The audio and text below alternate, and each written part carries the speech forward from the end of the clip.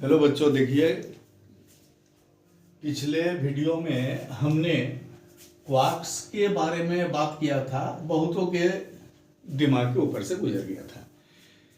ये एक्सप्लेन नहीं कर पा रहे हैं, समझ नहीं पा रहे हैं। तो आपको मैं पहले बता दूं कि क्वार्क्स जो है ये क्वांटम फिजिक्स का एक बहुत बड़ा टर्म है और आपके 12 के सिलेबस में इसकी जरूरत नहीं है। मैं तो आपको ऐसे बता दिया था। फिर भी अगर आपको कोई बोल दे कि भाई क्वार्क्स के बारे में बताइए, या गांव देहात में कोई आदमी बैठा हुआ है, पूछ लिया आप साइंस पढ़ते हैं तो हाँ बोला हमको बताइए क्वार्क्स क्या है, हमको समझ में नहीं आता है, बहुत फंडामेंटल टर्म है। आप नॉर्मल सा ध्यान दीजिए। हम अब आज इसका एप्लीकेशन की तरफ हम थोड़ा सा ध्यान दे रहे हैं। जैसे मान लीजिए कि ये प्रोटॉन है, ये प्रोटॉन है। हम लोग को ये पता था कि कोई भी सब्सटेंसेस जो है एटम का बना होता है। एटम प्रोटॉन, न्यूट्रॉन, इलेक्ट्रॉन का बना होता है। ये सब फंडामेंटल पार्टिकल है। अब प्रोटॉन क्या चीज का बना होता है? देखिए क्वेश्चन है कि प्रोटॉन क्या चीज का बनता है, किस चीज से बनता है। तो ये अगर प्रोटॉन है और हम लोग अगर इसको तोड़ दें तो ये बहुत सारे पार्टिकल्स में डिवाइड हो जाएगा, टूट जाएगा। यानी कि जो प्रोटॉन को बनाया है वो सारा पार्टिकल्स अलग हो जाएगा और ये जो अलग होने वाला पार्टिकल्स है ये क्वार्क कहा जाएगा। अब बात समझ में आई? यानी कि प्रोटॉन 3 तरह के क्वार्क से मिलकर बना है। इस क्वार्क को हम लोग लिख सकते हैं अप क्वार्क, और 2 ठो रहेगा, और 1 ठो रहेगा डाउन क्वार्क। अब देखिए, अब प्रोटॉन कैसे 2 अप और 1, यानी कि एक प्रोटॉन को क्वार्क की भाषा में हम लोग लिख सकते हैं UUD। UUD। अब देखिए U का जो वैल्यू होता है ये होता है +2/3E। दूसरा भी लिखे +2/3E माइनस, या sorry plus minus E/3। 2 plus है, 1 माइनस है, तो 2 2 जा 4, 4 माइनस 1, 3E/3 कट जाएगा, E हो गया, यानी कि +1E। प्रोटॉन पे चार्ज +1 होता है। देखिए +1 आ गया ना, कट गया।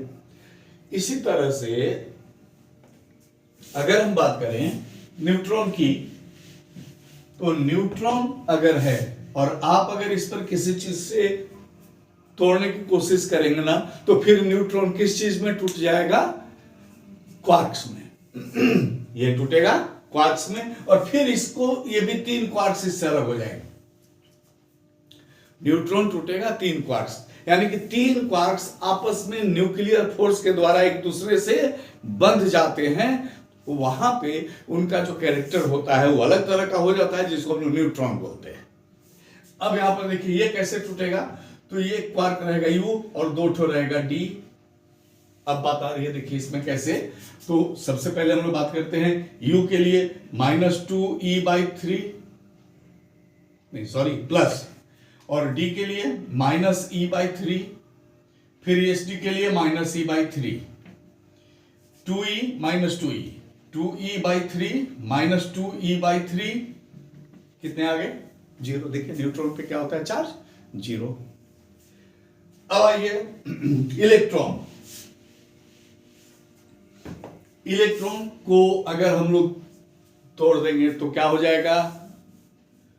कुछ नहीं होगा। Electron itself is elementary particle.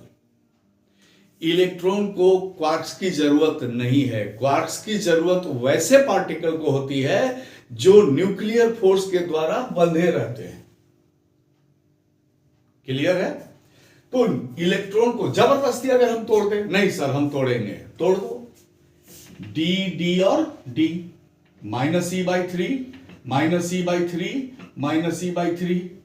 -3E/3, ये कट जाएगा -E। देखिए ये हो जाएगा -E।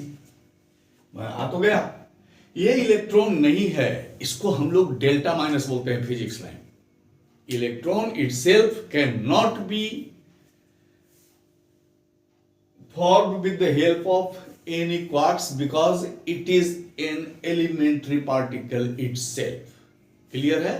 प्रोटॉन और न्यूट्रॉन टूट जाता है तो अब क्वार्क्स समझ में आ गया होगा कि ये डी का मतलब समझ में आ रहा है ना, डाउन क्वार्क्स। और जो इसके पहले हम लोग यूडी लगाए थे तो अप 2 था और 1 डाउन था, और यूडी में क्या था, 1 अप था और 2 डाउन था। चलिए, थैंक यू।